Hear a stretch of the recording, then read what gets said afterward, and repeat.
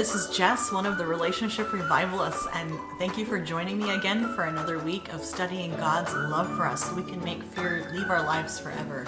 And we have been studying a book which I have gotten so much out of already. It's called Make Fear Bow by Gary V. Whetstone. I have notes up here, my sticky notes. But we're on chapter 6 this week, and we're just going to kind of study chapter 6 for this week like we've gone each week per chapter. And so we're going to get some really, really good things out of chapter 6. It's called Entertaining Evil Imagery. Let that sink in for a minute. So, you know how the enemy of our souls, our adversary, the devil, loves to paint pictures of what he hopes will happen in our lives. And it's never anything good. It's never the story that God has written down for our lives already. So Gary calls that evil imagery. And he talks in chapter 6 about evil imagery that produces fear in our lives, and it's always from the devil. And he mentions two different types of evil imagery. Destructive evil imagery, like things happening terribly and badly in our lives, so pictures that the devil tries to bring, and also alluring pictures that the devil tries to make us think about. And we're going to focus on the destructive evil imagery, the bad things that the devil tries to paint pictures of in our lives of happening. And you know, we have great imaginations, and those are given to us by God, and the devil knows that. And so Gary talks a lot in the first part of chapter 6 about different things that, you know, the devil tries to paint pictures in our minds about. And, you know, it can be things that come to us in dreams. Have you ever had a really bad dream and you wake up and you're like, it felt so real, and you still carry the feeling of the dream long after you wake up?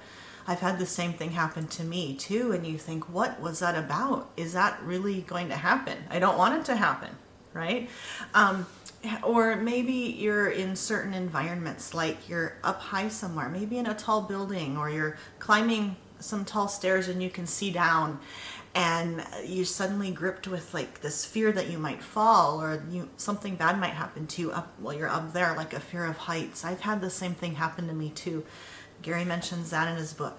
And he also mentions, you know, maybe you're about to pay your bills and you start to really become afraid, and you start to imagine, you know, bad things happening to your finances. You know, like maybe you're not able to pay the bills suddenly, or things like that. And so we want to overcome these types of fear and this imagery that the devil tries to put into our minds. It's like sometimes it can feel so gripping, like it just happens almost suddenly, or maybe it's something that, you know, he starts to put in there, try to put in there kind of secretly, you know, like, oh, think about this. Oh, think about it some more. Oh, now start really worrying about it, and now start really becoming afraid. So like Gary says, we need to be able to recognize when it's happening immediately and get it out of our minds. We need to shift our thinking.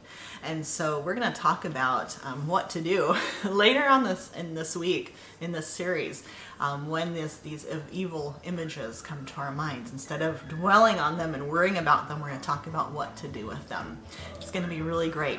So please join me all week. We're going to talk about this chapter, and we're going to allow more of God's love into our lives. I'll see you soon.